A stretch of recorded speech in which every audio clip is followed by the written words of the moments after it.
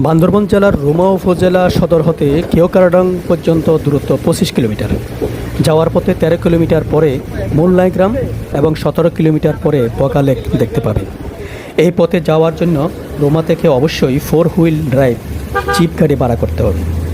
রুমা হতে কেওক্রাডং যাওয়ার পথে অনেক উঁচু পাহাড় অতিক্রম করতে হবে। পাহাড়ের চূড়ায় পৌঁছার পূর্বে অনেক সময় গাড়ি থামিয়ে গিয়ার পরিবর্তন না করে উপরে উঠায় যায় না।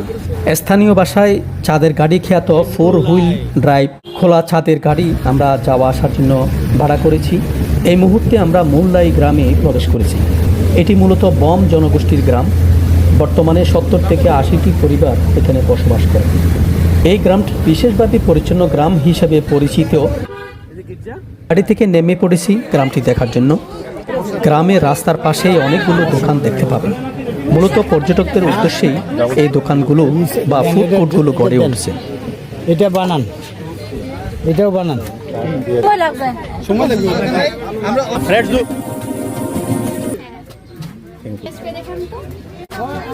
হ্যাঁ, কেমন ভাই? ভালো।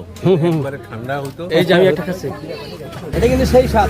আমরা এখান থেকে ড্রাগন ফলের জুস, ফ্রেশ কমলা, কলা পেঁপে খেয়েছি এবং পরে খাওয়ার জন্য কিনেও নিয়েছি।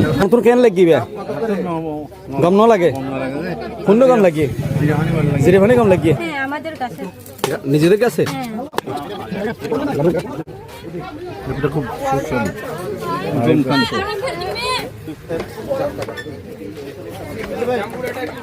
আসুন আমার সাথে গ্রামটি ঘুরে দেখে আসি। এই গ্রামের সব কিছুই পরিষ্কার পরিচ্ছন্ন। এখানকার বাসিন্দারা ঐক্যবদ্ধভাবে প্রতিদিন সকালে ও সন্ধ্যায় পাড়া পরিষ্কার করেন। প্রতিটি বাড়ির সামনে ছোট ছোট জুড়ি রয়েছে, যা ডাস্টবিন হিসেবে ব্যবহার করা হয়। এখানকার সবাই নির্দিষ্ট স্থানে ময়লা ফেলতে পাচ্ছেন। এখানে ওরা এই গ্রামটাকে এত সুন্দর করে পরিষ্কার পরিচ্ছন্ন করে রাখছে যে এখানে বাইরে কোথাও ময়লা পাবেন না। সব ময়লাগুলো এখানে ডাস্টবিনে তারা রাখে। খুবই মনোরম এবং খুবই পরিষ্কার পরিচ্ছন্ন। সাম্প্রতিক সময়ে গ্রামটি পর্যটকদের কাছে জনপ্রিয় হয়ে উঠেছে। এখানে হোম স্টে ভিত্তিক ইকো কটেজ তৈরি করা হয়েছে। আপনি ইচ্ছে করলে এখানে রাত্রি যাপন করতে পারবেন।